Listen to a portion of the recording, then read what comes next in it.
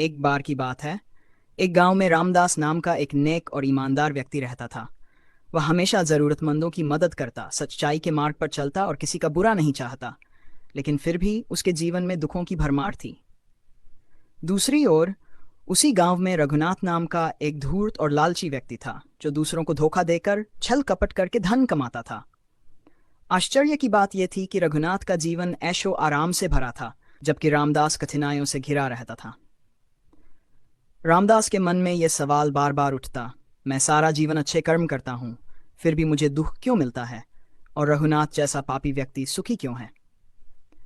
अपनी इस दुविधा को सुलझाने के लिए वह गांव के एक ज्ञानी संत के पास गया और अपनी पीड़ा व्यक्त की। संत मुस्कुराए और बोले, बेटा, मैं तुम्हें इस प्रश्न का उत्तर एक कहानी से दूंगा। संत ने समझाया, एक राजा था जो न्यायप्रिय था, लेकिन उसके राज्य में एक अपराधी था जिसने बहुत सारे पाप किए थे। राजा ने सोचा कि उसे तुरंत कड़ी सजा देनी चाहिए, लेकिन तभी मंत्री ने कहा, महाराज, उसे थोड़ा समय और दे दीजिए, हो सकता है वह अपनी गलतियों को सुधार ले। राजा ने मान लिया और अपराधी को कुछ समय और दिया।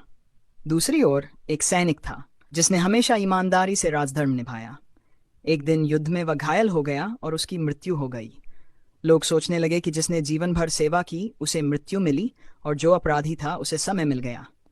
लेकिन राजा जानता था कि सैनिक ने अपने कर्मों का फल पा लिया और अपराधी को अपने कर्मों का फल भविष्य में मिलेगा।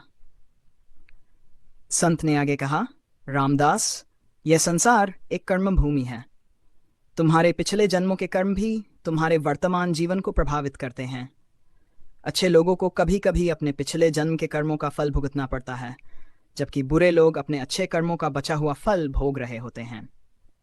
लेकिन न्याय का चक्र कभी रुकता नहीं। जब समय आएगा तो पापी को भी अपने कर्मों का दंड मिलेगा और सच्चे व्यक्ति को उसका उचित फल मिलेगा। रामदास को अब समझ आ गया कि ईश्वर का न्याय तुरंत नहीं होता, लेकिन अवश्य होता है। उसने धैर्य रखा और अपने कर्मों में विश्वास बनाए रखा। समय बीता, रघुनाथ के पाप बढ़ते गए और अंत में उसे एक बड़ी विपत्ति ने घेर लिया। दूसरी ओर रामदास की ईमानदारी और अच्छाई ने उसे सम्मान और समृद्धि दिलाई। सीख, कर्मों का फल अवश्य मिलता है, कभी जल्दी कभी देर से, लेकिन न्याय का चक्र अवश्य घूमता है।